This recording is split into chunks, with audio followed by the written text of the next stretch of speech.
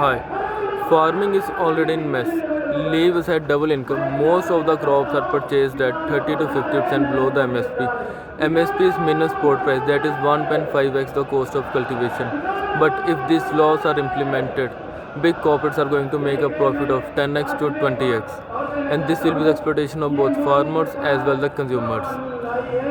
These laws are not only going to affect farmers but soon artists, local shop owners, sellers, trucks, that is, the whole supply chain will be out of business and these will be managed or owned by the big corporates. Let me give you an overview on these three laws. First, agriculture is a state object, and India is such a big country, and every state have their own type of mandi according to their geography or requirement, and accordingly taxes usually from 2 to 6%. But a parallel system is being started with no taxes and no bidding opportunity, and this will going to affect both states economy and favor big corporates. This system is already in place in Bihar, and there the farmers are exploited with their crops are purchased at almost half and they are forced, and some traders are sell their crops here in Punjab, not the vice versa,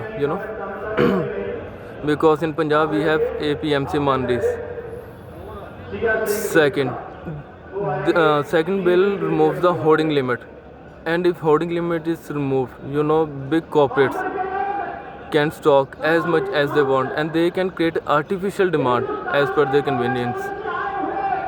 They can stop the supply and prices will be higher than it should be. And at the same time, with this stock, they can purchase from the farmers at lower prices, because most of the holdings of 85% of kisans have small holdings and they are in hurry to sell their crop to pay off the existing loan or to cultivate new crop, and the crops are perishable, so they are in hurry to sell it, and big corporates can exploit that fact.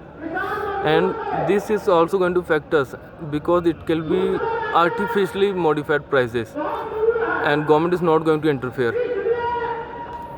And the third is the contract farming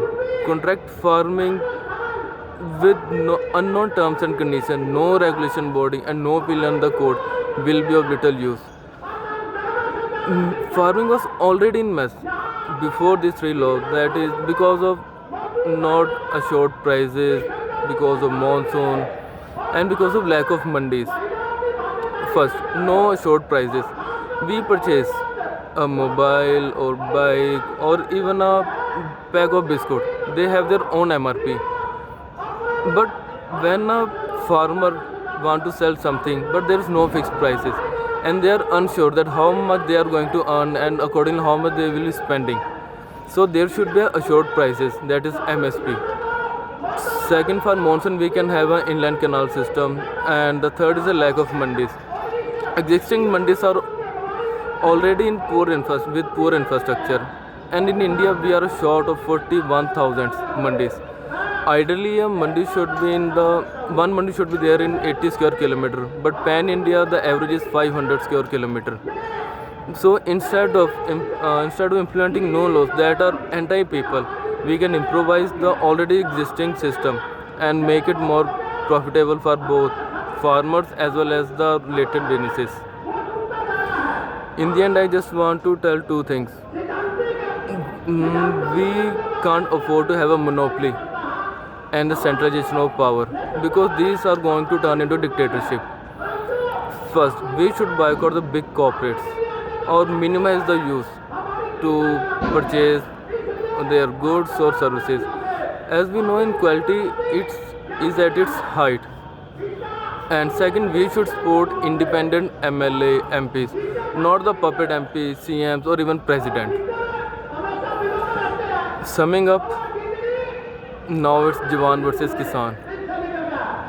And if we can't save our farmers, if the farmers are not safe in their own country, then we fail as a country.